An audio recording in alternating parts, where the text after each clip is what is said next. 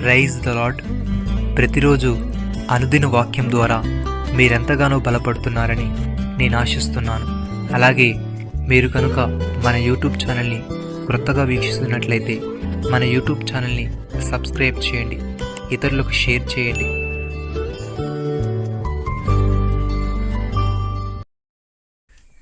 మీరు ఎవరి పాపములు క్షమింతురో అవి క్షమింపబడును, ఎవరి పాపములు మీరు నిలిచియుండనిత్తురో అవి నిలిచియుండునని వారితో చెప్పాను.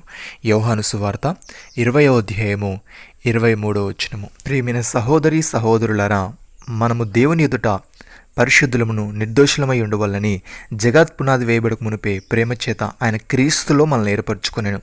దేవుని కృపా మహదైశ్వర్యమును బట్టి ఆ ప్రియుని యందు ఆయన రక్తం వలన మనకు విమోచనము అనగా మన అపరాధముల క్షమాపణ మనకు కలిగి ఉన్నది. కాలము సంపూర్ణమైనప్పుడు జరగవలసిన ఏర్పాటును బట్టి ఆయన తన దయా సంకల్పము చెప్పున తన చిత్తమును గూర్చిన మర్మమును మనకు తెలియజేసి మనకు సంపూర్ణమైన జ్ఞాన వివేచన కలుగుటకు ఆ కృపను మనలో విస్తరింపజేసెను.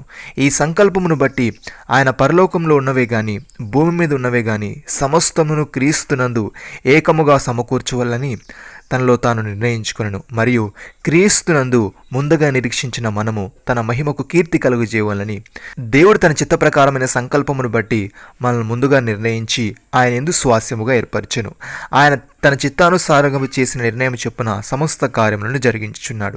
మీరును సత్యవాక్యమును అనగా మీ రక్షణ సువార్తను విని క్రీస్తునందు విశ్వాసం ఉంచి వాగ్దానము చేయబడిన ఆత్మచేత ముద్రింపబడతారు. దేవుని మహిమకు కీర్తి కలుగుటకై ఆయన సంపాదించుకున్న ప్రజలకు విమోచనము కలుగు నిమిత్తము ఈ ఆత్మ మన స్వాస్యమునకు సంచకరువుగా ఉన్నాడు. భక్తుడి విధంగా అంటున్నాడు, మీరిక మీదట పరిజనులను పరదేశులై ఉండక పరిశుద్ధులతో ఏకపట్టణస్థులను దేవుని ఇంటి వారై ఉన్నారు. క్రీస్తు యేసే ముఖ్యమైన మూలరాయి అయి ఉండగా అపోస్తులను ప్రవక్తులను వేసిన పునాది మీద మీరు కట్టబడుచున్నారు. ప్రతి కట్టడము ఆయనలో చక్కగా అమర్చబడి ప్రభునందు పరిశుద్ధమైన దేవాలయ మగుటకు వృద్ధి పొందుచున్నది. ఆయనలో మీరు కూడా ఆత్మ మూలముగా దేవునికి నివాస స్థలమై ఉండుటకు కట్టబడుచున్నారు. ప్రియమైన సహోదరి సహోదరులారా, మనల్ని దేవుని యుద్ధకు తెచ్చుటకు అనీతిమంతుల కొరకు నీతిమంతుడైన క్రీస్తు శరీర విషయంలో చంపబడి ఆత్మ విషయంలో బ్రతికింపబడి పాపము విషయంలో ఒకసారే శ్రమపడెను. దేవుని దీర్ఘశాంతము ఇంకా కనిపెట్టుచుండినప్పుడు పూర్వము నోవాహు దినములలో ఓడ సిద్ధపరచబడుచుండగా అవిధేలైన వారి యొద్దకు అనగా చెరలో ఉన్న ఆత్మల యొద్దకు ఆయన ఆత్మరూపిగానే వెళ్ళి వారికి ప్రకటించెను. ఆ ఓడలో కొందరు అనగా 8 మంది నీటి ద్వారా రక్షణ పొందిరి. దానికి సాదృశ్యమైన బాప్తిసము ఇప్పుడు మిమ్మల్ని రక్షించుచున్నది. అదేదనగా శరీర మాలిన్యము తీసివేయట కాదు గాని యేసుక్రీస్తు పునరుద్ధాన మూలముగా దేవుని విషయము నిర్మలమైన మనస్సాక్షినిచ్చు ప్రత్యుత్తరమే. ఆయన పరలోకమునకు వెళ్ళి దూతల మీదను అధికారుల మీదను శక్తుల మీదను అధికారం పొందిన వాడే దేవుని కుడి పార్శ్వమునున్నాడు. నమ్మిన వారు నాతో కలిసి ప్రార్థనలో ఏకీభవించండి.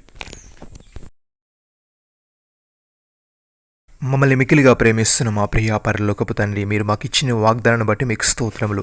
దేవా, మేము సత్యవాక్యమును అనగా నీ రక్షణ సువార్తను విని నీ యందు విశ్వాసం ఉంచి వాగ్దానం చేయబడిన నీ ఆత్మచేత ముద్రింపబడుటకు సహాయము దయచేయమని, మేము ఇక మీదట పరిజనులను పరదేశులమై ఉండక పరిశుద్ధులమును ఏకపట్టణస్థులమై నీ ఇంటి వారమై ఉండే భాగ్యమును మాలో ప్రతి ఒక్కరికి మీరు దయచేయమని, నీ చిత్తమును గుర్చిన మర్మమును మాకు తెలియజేసి మాకు సంపూర్ణమైన జ్ఞాన వివేచన కలుగుటకు నీ కృపను మాలో ప్రతి ఒక్కరి ఎడల మీరే దయచేయమని ప్రభువైన యేసుక్రీస్తు నామములో ప్రార్థిస్తున్నాము తండ్రి. ఆమేన్.